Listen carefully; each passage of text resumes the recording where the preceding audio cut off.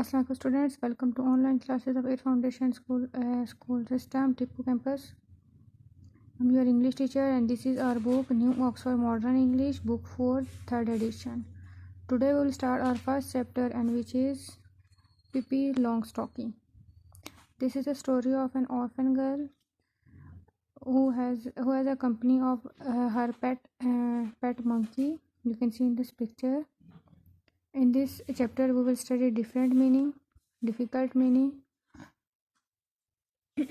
dull mean boring, remarkable mean extraordinary, means who can do anything, braided mean plaited, stocking long socks, strange मतलब unusual जो बहुत कम देखने में मिलती हैं, wicked evil या unpleasant जो बहुत मतलब जो इसको हम कहते हैं wrong doing, sailed sailing ship, bored bending body in respect, जैसे हम लोग अपनी किसी की रिस्पेक्ट में उसको अपनी बॉडी को थोड़ा बेंड करके उसको मिलते हैं, उसको हम लोग बोर्ड पोजीशन बोलते हैं. Let's start the brief summary of the story. Pippi was an orphan and she lost her family and now she moved to a beautiful home called Villa Vlacula. Her pet monkey, whose name is Mr. Nelson, was gifted by his father. To her next door, there was a family with two children, Anika and Tommy. They were so obedient and they wanted to have a new playmate. They were standing by the gate and thinking what to do. At that moment, they saw Pippi. She was out for her morning walk. Her hair was braided. Her nose was potato shaped. Her mouth was wide. She wore a pair of black shoes. Her pet monkey sat on her shoulder. Tommy and Anika watched her as long as they could. When she came back, she was walking backward. That was very strange for Anika and Tommy that someone walked backward. That was very. Tommy spoke. Why are you walking backward? She said that in Egypt everybody walked backward. She also told them that she had been all over the world and seen many strange things. She said that in furthest Asia everybody walking on their hands. Tommy and Anika was so surprised to hear all this. Then she felt sad and told that her father is a king of Cannibal Island and her mother is an angel.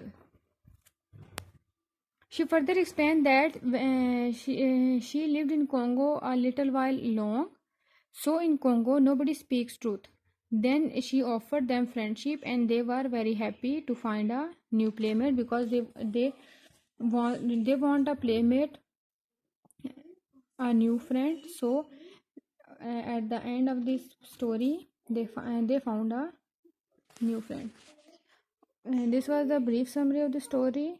Okay, let's start the translation.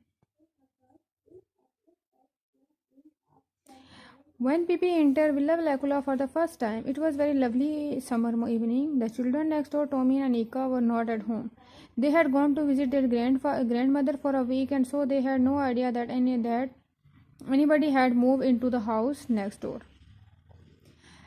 बीबी जो थी एक villa में inter हो चुकी थी for the very first time और वो summer evening थी. उसके जो पड़ोस में या कहते थे जो नेबर में जो बच्चे रहते थे, टॉमी एंड अनिका, वो जो थे वो घर पे नहीं थे. वो अपनी ग्रैंड मदर के घर विजिट पे गए हुए थे. सो उनको कोई आइडिया नहीं था कि कोई उनके साथ वाले घर में आ गया है. On the first day after they came home again, they stood by the gate looking out on to the street. They had no idea that there actually was a playmate so near.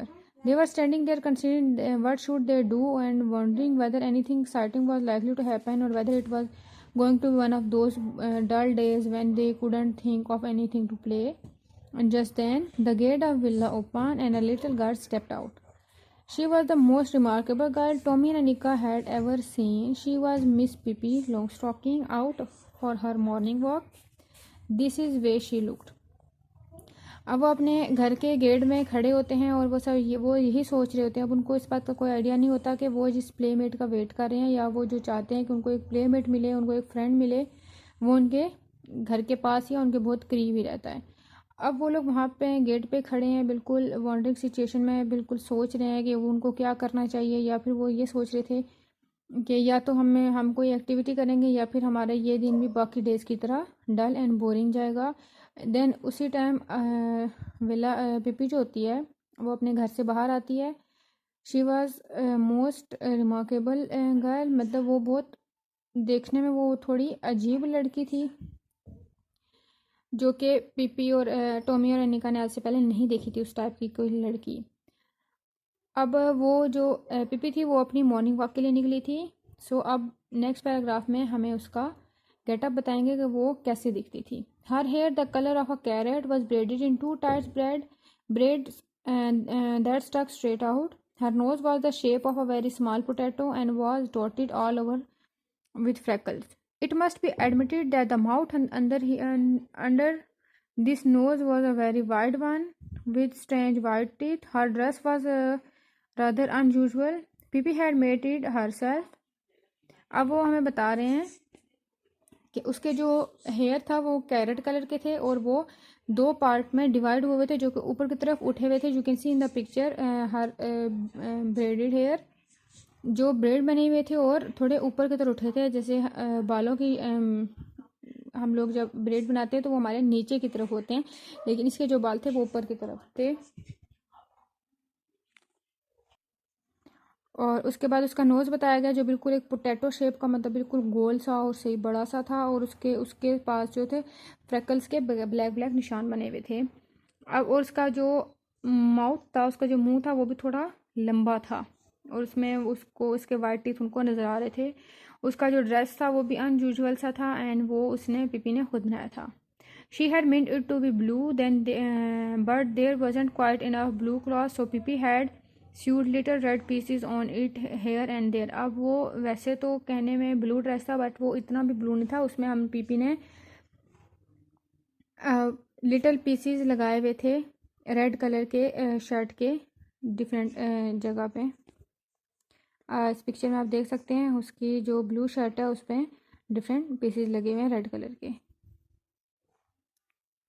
On her long thin legs she wore a pair of long stocking, one brown and the other is black. अब उसने जो socks पहनी थी, long stocking हम लोग socks को बोलते हैं, जो लंबी सॉक्स होती हैं जो हमारी नीज तक होती हैं। अब उसने जो सॉक्स पहनी थी वो एक लेग में उसकी ब्राउन कलर की थी और दूसरी लेग में उसकी ब्लैक कलर की थी। She had a pair of black shoes that were exactly twice as long as her feet. अब उसके पाँव इतने बड़े थे और उसमें उसने ब्लैक शूज़ पहने हुए थे। Her father had brought these shoes for her in South America so that Pippi would have something to grow into she loved them and she never wanted to wear any other.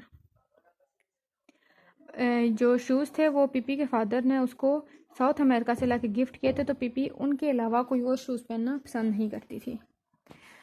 But the thing that made Tommy and Indica open their eyes widest of all was the monkey sitting on the strange girl's shoulder. It was a little monkey dressed in blue pant, a yellow jacket and a white straw hat. अब जो बात उनके लिए strange थी वो ये थी कि उसके शोल्डर पे एक मंकी बैठा हुआ था, जिसने ब्लू कलर की पैंट पहनी हुई थी, येलो कलर की जैकेट पहनी हुई थी और उसके सर पे एक वाइट कलर का हैट था। Pippi walked along the street with one foot on the sidewalk and the other in the gutter. अब वो जो चल रही थी तो उसका फुट एक जो था फुटपाथ पे था, एक फुटपाथ से नीचे था। टॉमी और Annika watched as long as they could see her. Tommy और अनिका उसको तब तक देखते रहे जब तक वो उसे देख सकते थे। In a little while she came back and now she was walking backward. अब वो थोड़ी देर में वो क्या देखते हैं कि वो वापस पीछे आ रही है, लेकिन वो टर्न होके पीछे नहीं आ रही थी, वो उल्टा चल के आ रही थी। जैसे हम कहते हैं उल्टे कदमों चल के आना, वो उल्टे कदमों चल के वापस आ रही थी। That was because she didn't want to turn around to get home, क्योंकि वो अपने घर दोबारा जाना नहीं चाहती थी, इसलिए वो उल्टे ही कदम चल रही थी। When she reached Tommy's and Anika's gate, she stopped. जब वो टॉमी और अनिका के गेट तक पहुंचती है तो वो रुक जाती है। The children look at each other in silence. At last, Tommy spoke. Why did you walk backward? उसने पूछा कि तुम उल्टी क्यों चल रही थी। Why did I walk backward? said Pippi. Isn't this a free country? Can't a person walk any way she wants to? Let me tell you that in Egypt, everybody walk that way and nobody think it's the least be strange. अब वो उसे कहती है कि क्या ये free country नहीं है कि मैं जिस तरह चाहे मर्जी चल सकती हूँ। वो कहती है कि इजिप्ट में हर कोई उल्टे ही कदमों चलता है, बैकवर्ड होता है, वॉक करता है, और उसमें कहता है कि ये स्ट्रेंज चीज़ नहीं है। How do you know asked Tommy, you have ever never been to Egypt have you. अब वो पूछता है कि अब तुम्हें सब कैसे पता, क्या तुम इजिप्ट में रहकर आई हो। I have never been to Egypt, indeed I have. That's one thing you can be sure of. I have been all over the world and see many strange things that people walking backward. I wonder what you would have said if I had come along walking on my hand that the way they do in furthest Asia. अब वो कहती है कि मैं सिर्फ Egypt में ही नहीं बल्कि मैं ऑल ओवर द वर्ल्ड घूम चुकी हूँ। और उसके बाद कहती है कि मैंने बहुत सी स्ट्रेंज चीज़ें देखी हैं। अब वो कहती है कि तुम्हें ये चीज़ अजीब लग रही है कि मैं उल्टी जा रही हूँ, तो वो तुम्हें कैसी लगेगी जब मैं अपने हाथों पे चलूँगी, जैसा कि फर्देस्ट एशिया में लोग करते हैं।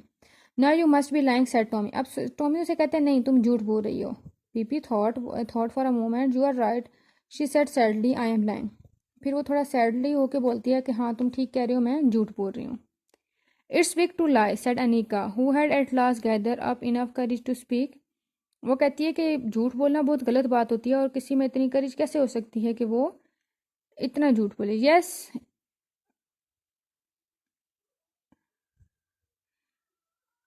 सॉरी उसने अनिका ने उसको बोला कि तुम झूठ बोल रही हो। और उसके बाद फाइनली अनिका भी उसमें इतनी करेज आ चुकी थी कि उसने पीपी से बात की।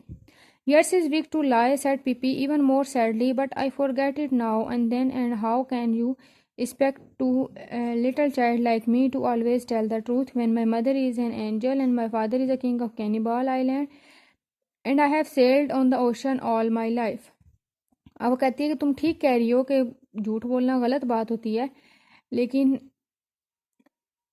वो कहते हैं कि तुम लोग एक छोटी बच्ची से कैसे एक्सपेक्ट कर सकते हो कि वो सच बोलेगी जबकि उसकी एक मदर जो है वो एक एंजल है और उसके फादर जो है वो आइलैंड के किंग हैं और उसने अपनी सारी ज़िंदगी शिप पे गुजारी है। मतलब जैसे उसने पहले बताया कि वो ऑल ओवर द वर्ल्ड घूम चुकी है और इसलिए वो कहती है कि उसने अपनी फादर के साथ शिप में ही अपनी लाइफ गुजारी है। मतलब वो एक जगह से दूसरी जगह जाती होती थी शिप में। The Pippi smiled and continue and let me tell you Pippi that in the Congo there is not a single person who tells the truth. अब वो कहती है, वो मज़ीद उनको एक बताती है जगह का कि कॉन्गो में कोई भी ऐसा शख्स नहीं है जो सच बोलता हो। They lie all day long begin at 7 in the morning and keep on until sundown। कहते हैं वो सारे वहाँ पे झूठ बोलते हैं, पूरा दिन झूठ बोलते हैं और वो सुबह का टाइम शुरू करते हैं और वो रात सनडाउन मतलब जब तक सनसेट नहीं हो जाता तब तक वो झूठ ही बोलते रहते हैं। So if I should happen to lie now and then, you must try to excuse me and to remember that it's only because I stayed in the Congo a little too long. We can be friends anyway, can't we? अब वो उसे कहती है कि अगर मैं झूठ बोल भी रही हूँ तो मुझे मतलब मैं इसके लिए एक्सक्यूज़ करती हूँ क्योंकि मैं कोंगो में बहुत टाइम रह कर आई हूँ इसलिए। और फिर उसके बाद at the end of this paragraph वो उनको फ्रेंडशिप ऑफर करती है कि क्या हम लोग फ्रेंड्स बन सकते हैं। और sure said Tommy and realize suddenly that this was not going to be one of the those dull days. अब जो बच्चे पहले खड़े होकर ये सोच रहे थे कि उनके पास अगर कोई प्लेमेट होता वो उनके साथ खेलते, तो टॉमी एकदम से बोलते हैं हाँ क्यों नहीं। और उसे रियलाइज़ हो जाता है कि ये उन डेज़ की तरह बोरिंग नहीं होगा क्योंकि उन्हें अपना प्लेमेट मिल गया था। By the way would you come and have breakfast with me asked Pippi. अब पीपी जो होती है उनको ब्रेकफास्ट ऑफर करती है। Why not sir Tommy, come on let's go. वो कहते हैं क्यों नहीं, हम जाएंगे, चलो चलते हैं। ओ यस लेट्स सेट अनिका। तो अनिका भी कहती है कि यस हम लोग आपके साथ ब्रेकफास्ट करेंगे। But first I must introduce you to mister Nelson said Pippi, and the monkey took off his cap and bowed politely। और उसके बाद वो कहती है कि उससे पहले कि हम लोग घर जाएं मैं आपको अपने एक फ्रेंड से इंट्रोड्यूस करवाती हूँ जो मिस्टर नेल्सन जिसको कहती है, वो एक इसका पेट मंकी होता है। और उसके बाद पेट मंकी अपने हैट उतार के थोड़ा बेंडिंग पोजीशन में उनको पोलाइटली से उनको सलाम करता है। So student, this was the translation summary of the story. Your home task is you must write down the summary in your own words and make sentence of these difficult words. Thank you so much. Stay home, stay safe.